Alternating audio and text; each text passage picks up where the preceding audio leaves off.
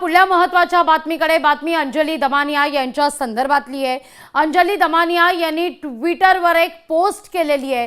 त्यानुसार अंजली दमानिया उद्या पत्रकार परिषद घेणार आहेत। आणखीन एका भ्रष्टाचाराचे पुरावे आपण सादर करणार असल्याचं दमानिया यांचं म्हणणं आहे। पुरावे पाहून मंत्रिपदाचा राजीनामा मिळेल अशी अपेक्षा त्या व्यक्त करतायत। या सगळ्या विषयी बोलण्याकरता स्वतः अंजली दमानिया आपल्या सोबत जोडल्या गेलेल्या आहेत। नमस्कार अंजलीताई, स्वागत आहे तुमचं लोकशाही मराठीमध्ये। उद्या सगळ्यांनाच प्रतीक्षा आहे सकाळी 11 वाजता तुमच्या पत्रकार परिषदेची। काय नेमकं या पत्रकार परिषदेतून पोलखोल होणार आहे? आता मला असं वाटतं की सगळंच जे आपण गेले दीड पावणे 2 महिने बघतोय आणि पदोपदी जे झालेले अनेक भ्रष्टाचाराचे आरोप झाले, अनेक दहशतीचे आरोप झाले, अनेक पुरावे दिले गेले। मी स्वतः पुरावे दिले की कशा यांच्या कंपन्या एकत्र आहेत, कशा यांनी जमिनी एकत्र घेतल्यात, वाल्मिक कराड आणि धनंजय मुंडे किती जवळचे आहेत आणि कसा यंत्रणांचा वापर झाला, बंदुकींबद्दल बोललो, दहशतीबद्दल बोललो। आणि तरी देखील जेव्हा नामदेव शास्त्रींसारख्या व्यक्तींनी जर धनंजय मुंडेंची पाठराखण केली असेल तर मला खरंच खूप वाईट वाटलं होतं। आणि मी खरं तर 4 दिवसापूर्वीच म्हणाले होते की मी 4 दिवसाचा वेळ देतेय, कारण मला एका मोठ्या घोटाळ्यावर, जे मंत्री असताना केलेल्या घोटाळ्यावर आणि त्यात यंत्रणा कशा वापरल्या जातात हे दाखवण्यासाठीचा उद्याचा माझा खुलासा असणार आहे।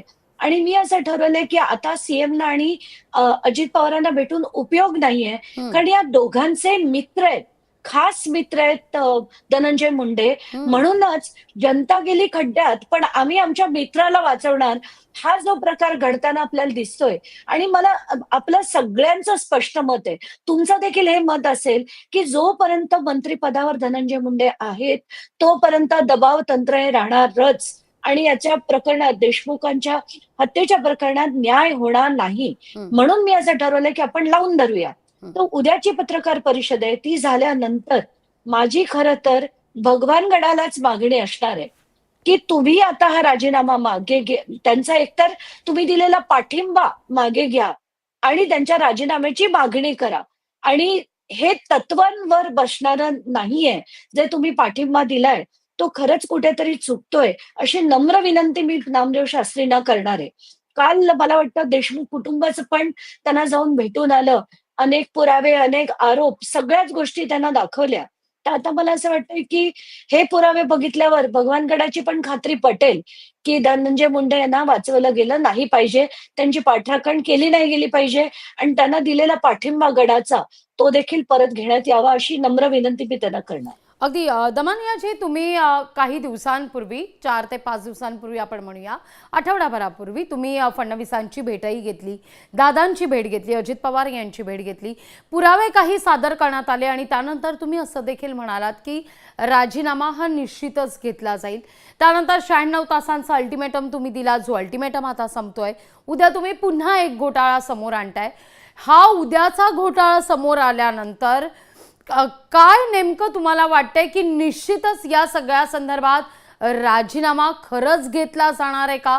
काय आहे उद्याच्या तुमच्या या पोतडीमध्ये की ज्यावरून तुम्ही ठोस म्हणताय की आता मात्र राजीनामाच? नाही, आता घेतलाच गेला पाहिजे, इतका मोठा तो पोलखोल आहे। आणि मला असं वाटतं आपण त्याचं अगदी काही 10% काम माझं फक्त उरलंय, ते आज मी पूर्ण करून ते उद्याच्या उद्या सकाळी तुम्हा सगळ्यांपुढेच येईल आणि बघूच दे महाराष्ट्राला की माणसं कशी काम करतात, कसे सगळ्यांचे, सामान्य जनतेचे पैसे खाल्ले जातात सर्रास, हे सगळं जनतेपुढे नक्कीच उद्या येईल। आताच विजय वडेट्टीवार यांची नुकतीच पत्रकार परिषद झाली। त्यांचं असं म्हणणं आहे की कालच्या एका बैठकीमध्ये, डीपीडीसीच्या बैठकीमध्ये भाजपच्या काही नेत्यांकडून सूरही आळवला गेला की आपल्या जिल्ह्याला बीड करायचं नाहीये। म्हणजे असा सूर आता भाजपकडून सुद्धा आळवला जात असताना कुठेतरी कारवाईला का विलंब होतोय? तुम्ही एक कारण सांगितलेलंच आहे, आणखीन काही महत्त्वाची कारणं यातून समोर येताना दिसतायत का? कारण आता थेट गडावरून सुद्धा त्यांची पाठराखण होतीये। नाही, कसं आहे की आता प्रत्येकाला, तुम्ही भाजपमधल्या सरसकट सगळ्या जर आमदारांना विचारलत ना, भाजप काय कुठच्याही पक्षाच्या, तर ते प्रत्येक जण तेच म्हणेल की बीडमध्ये जी स्थिती होती ती अतिशय गंभीर होती आणि प्रत्येकाला खरं तर वाटतंय की राजीनामा झाला पाहिजे. मग त्यांना वाचवतंय कोण? दोघच जण, ज्यांचे ते परम मित्र आहेत, असे हे दोघच जण, एक म्हणजे देवेंद्र फडणवीस आणि दुसरं म्हणजे अजित पवार. ह्यांना लोकांबद्दल काडी मात्रही नाही. आम्ही म्हणू ती पूर्व दिशा, आम्ही राजीनामा घेणार नाही. आता मी पेपर दोघांना दाखवल्यानंतर हं, खरं मुख्यमंत्री म्हणाले अजित पवार घेतील. अजित पवार म्हणाले मुख्यमंत्री हं, घेतील. हं. म्हणजे खरं दोघांची खात्री पटलीये, की जे पेपर मी त्यांना दिले ते ओपन अँड शट आहेत. तर खरं हा राजीनामा केव्हाच व्हायला हवा होता. तरीही जर केला नसेल, उद्याच्या याच्यानंतर जर झाला नाही, हं. तर आपल्याला सगळ्या महाराष्ट्राला काहीतरी मोठं ड्रास्टिक करायला लागणार आहे. पण ते करण्याआधी मी हे सगळे पुरावे घेऊन भगवान गडावर जाऊन ते हं. दाखवून मी हीच विनंती करणार आहे, की आता तरी त्याच्यावर कारवाई झाली पाहिजे. नामदेव शास्त्रींची तुम्ही या सगळ्या संदर्भात काही भेट वगैरे मागितलेली आहे का? काही वेळ ठरली आहे का?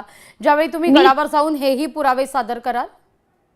नाही, मी त्यांची भेटेची मागणी उद्या करणार आहे प्रेस कॉन्फरन्स नंतर. हं, आणि त्यांनी आधी असं म्हटलंय, की अंजली दमानी यांनी जे पुरावे आहेत ते कोर्टात द्यावे, माझ्याकडे देऊ नये. हं, मला त्यांना अशी विनंती करायची आहे, की जर आपण धनंजय मुंडेसारख्या माणसाला गडावर बोलवून तिथे थांबायला त्याची सगळी व्यवस्था करता, हं, तर आम्ही तर साधी माणसं आहोत.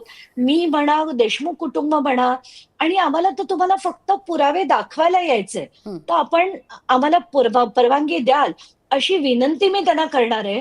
आणि हे जे पुरावे आहेत ना, ते बघून प्रत्येक माणसाची खात्री पटेल, की हे फार मोठे भ्रष्टाचारी आहेत. हं, त्यांनी दहशत केलेली आहे. ते चुकीचं वागलेले आहेत. आणि आणि एक आरोप मला जो मुद्दाम त्यांच्यापुढे ठेवायचा आहे, हं, तो म्हणजे 19 जूनला शासकीय बंगल्यामध्ये धनंजय मुंडे यांच्या शासकीय बंगल्यामध्ये आवादाच्या लोकांना बोलवलं होतं. हं, हं. तिथे 3 कोटीची मागणी झाली होती. असं असताना या खंडणी प्रकरणाची सुरुवात जी आहे, ती थेट 19 तारखेला धनंजय मुंडे यांच्या घरातून झालेली आहे. म्हणजे धनंजय मुंडे यांचा त्या खंडणीत सहभाग होता. म्हणून खरं तर गडाने त्यांच्यावर मकोलक्का लागण्याची मागणी करावी. आणि पहिलं म्हणजे त्यांना दिलेला पाठिंबा हा बागे घेण्यात यावा, अशी विनंती देखील मला त्यांना करायची. अगदी. अंजलीताई, उद्या आपण पुन्हा भेटूया. या पत्रकार परिषदेनंतर पुन्हा संवाद साधूया. पत्रकार परिषदेनंतर अंजलीताई आता सरकारला वेळ देणार की तातडीनं कारवाईची मागणी करणार हे सुद्धा पाहणं